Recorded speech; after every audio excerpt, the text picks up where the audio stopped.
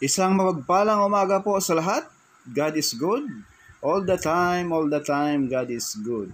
Latest progress po mga bayan rito sa SLEX TR4 Package B, Barangay Palma, Alaminos, Laguna.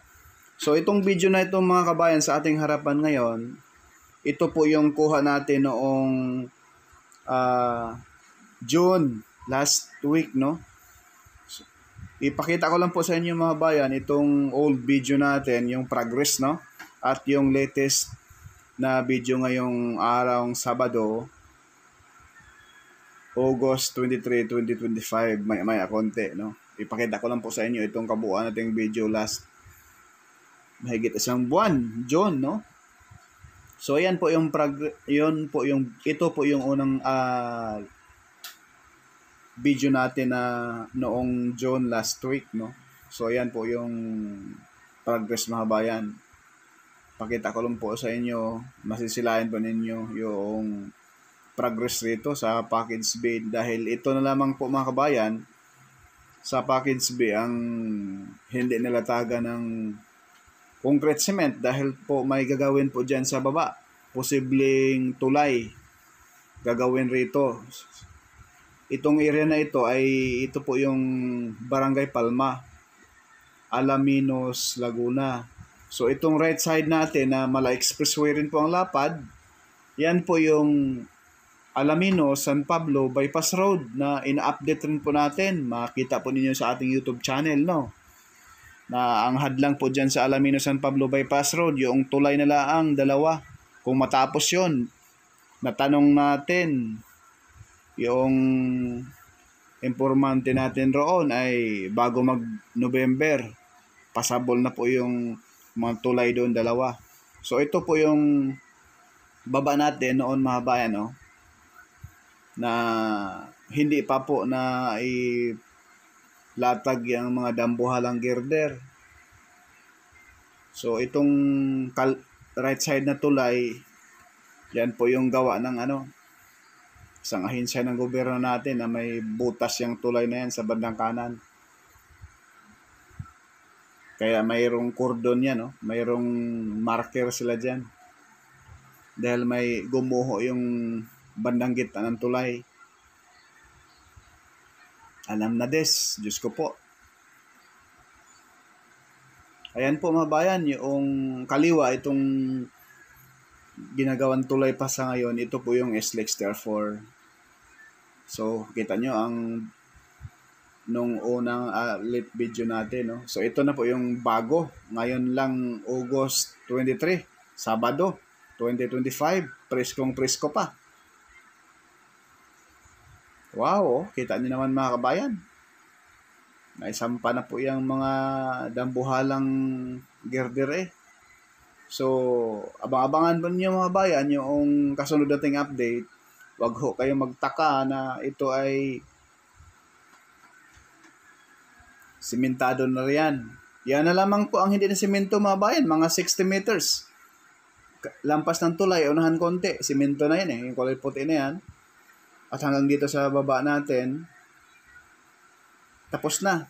So, bali, dalawang tulay na lang ang gagawin rin Kasi itong, hindi ko po sure mga bayan, please comment down below. Itong tulay na ito ay kung sako pa po ba ito sa Barangay Palma. Kasi dyan sa unahan, pababa, yan na po yung Barangay San Miguel.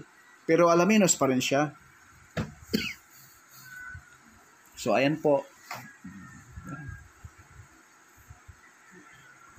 Ayan po, makita po natin yung view rito mga bayan na napakaganda naman tingnan. Huwag po natin kalimutan, bago malimutan ang lahat, huwag po ninyong kalimutan na mag-like, mag-share, at mag-subscribe po. Napakalaking tulong na po ni Purkay Studio hindi kayo mag-skip sa ads. At mag-share kayo, at mag-subscribe na rin, at mag-follow na rin. Maraming salamat.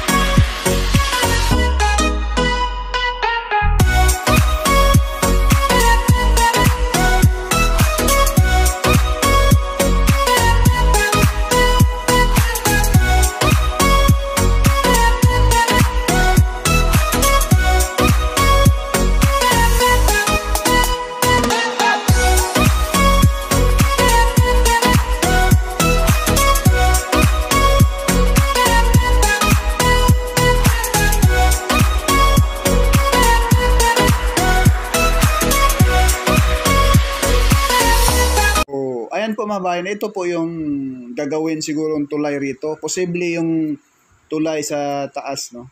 Alangan naman sa baba. Talaga naman, Purka Studio. May tulay bang nasa ilalim?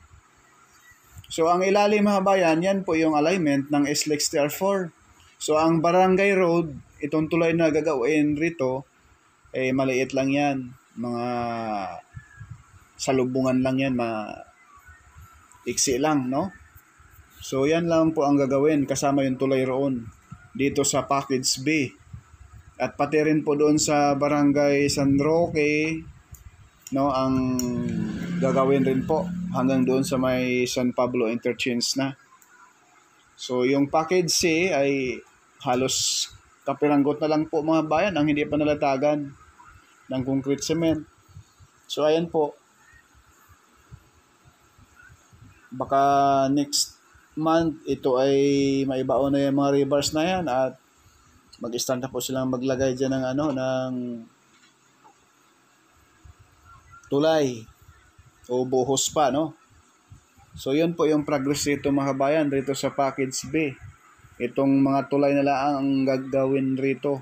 Pero halos kabuuan ay lahat ay simentado na eh. Ayan po mga bayan.